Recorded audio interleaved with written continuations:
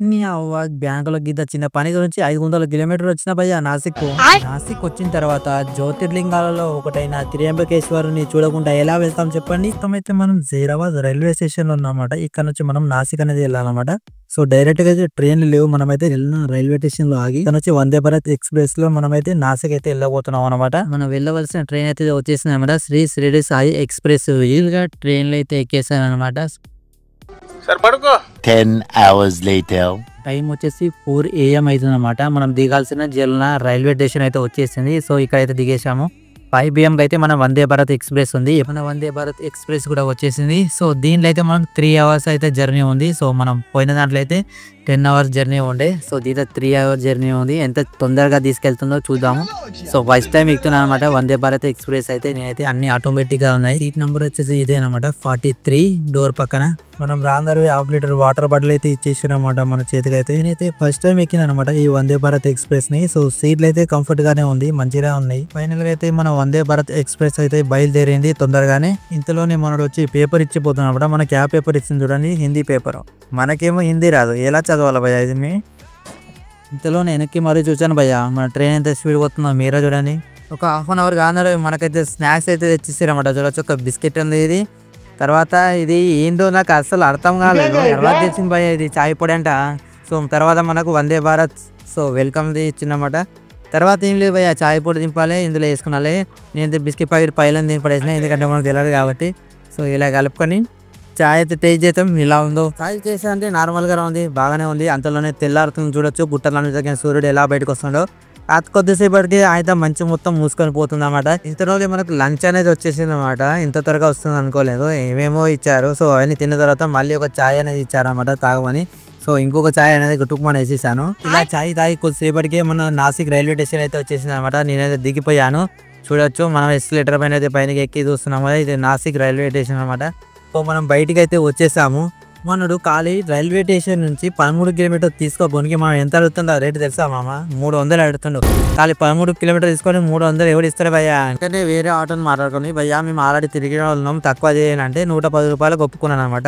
So 110 రూపాయలు తీసుకొని అయితే 13 కిలోమీటర్ అయితే వస్తున్నాము. సో మనం ఎక్కడికి వచ్చామంటే, సో ఈ చిన్న పని గురించి మనమైతే ఇక్కడికి వచ్చామన్నమాట. SBI bank. ఏం లేదు భయ్యా, నా అకౌంట్ అనేది నాసిక్లో ఉంది. ఇక్కడ నుంచి మా ఊరికైతే నేను ట్రాన్స్ఫర్ చేసుకున్నాను అకౌంట్, అందుకోసమే ఇంత దూరం వచ్చాను. ఫైనల్ గా 10 గంటలకు వస్తే మన అకౌంట్ మొత్తం ట్రాన్స్ఫర్ అవ్వడానికి 1:30-2 అవుతుంది అనమాట. ప్రస్తుతం అయితే ఆకలి ఫుల్ అవుతున్నది. సో ఎక్కడన్నా కనిపిస్తేమో హోటల్ అని చూసినా, లాస్ట్ లో ఈ హోటల్ అయితే కనిపించింది. సౌత్ ఇండియన్లో, నార్త్ ఇండియాలో అసలు ఫుడ్ తినలేరు మామ. ఏమేమి ఉన్నాయో చూస్తే పరిశ్రమ అవుతావు నువ్వు. తర్వాత నేను మళ్ళీ బస్ స్టాండ్కి అయితే వచ్చేసాను అనమాట. సో బస్ స్టాండ్కి ఎందుకు వచ్చానంటే, ఇక్కడ నుంచి మనం త్రియంబకేశ్వర్కి పోవాలన్నమాట. అక్కడే వచ్చాను. 2 బస్ స్టాండ్లు జరిగిన తర్వాత లాస్ట్ బస్సు దొరికింది మామ. బస్సు ఎక్కేటాకలే వర్షం స్టార్ట్ అయిపోయింది. చూస్తున్నారు కదా, త్రియంబకేశ్వర్ అయితే టికెట్ అయితే తీసుకున్నాను. మన బస్ జర్నీ అయితే ఆఖరికి స్టార్ట్ అయితే అయిపోయింది అనమాట. మనం త్రియంబకేశ్వర్ అయితే వెళ్తున్నాము.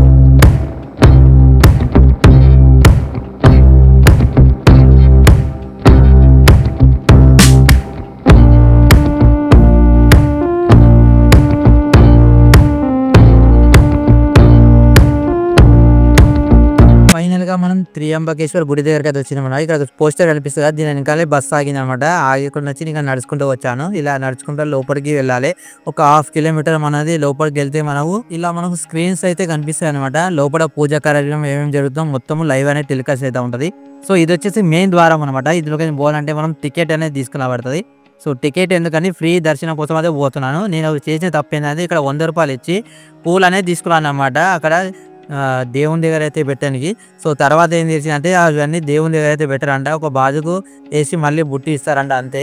ఫ్రీ దర్శనం అంటే మనకు తెలిసిందే ఎంత పెద్దగా ఉంటుందో. కానీ నేను వెళ్ళిన రోజు మాత్రం చాలా అంటే చాలా తక్కువ మంది ఉన్నారు అనమాట. ఆలయం ముందు మనకు నందీశ్వరుడు కనిపిస్తాడు అనమాట. ఏమైనా కోరికలు ఉంటే నందీశ్వరుని చెవులు చెప్తే అవన్నీ నెరవేరుతాయని అంటారు వీళ్ళ నమ్మకము. తర్వాత మెయిన్ మనం ఊళ్ళోకి అయితే వెళ్తున్నాం దర్శనం కోసం అయితే. సో అక్కడైతే నేను వీడియో తీయలేను కాబట్టి, సో అక్కడ దర్శనం చేసుకున్న తర్వాత బయట కలుద్దాం. సో మన దర్శనం అయితే కంప్లీట్ అయిపోయింది. బయటికి అయితే వచ్చేసినా చూడొచ్చు. ఆ పూలు తీసుకొని పక్కకి ఎవరు వేసారు, సేమ్ నేను అన్నట్లనే. మీరు ఎప్పుడైనా పోతే పూలు అయితే తీసుకోకండి, 100 రూపాయలు వేస్ట్. ఇలా మనం దర్శనం చేసుకున్న తర్వాత బయటికి వచ్చి గుడి వ్యూని చూస్తే చాలా అంటే చాలా అద్భుతంగా ఉంది భయ్య.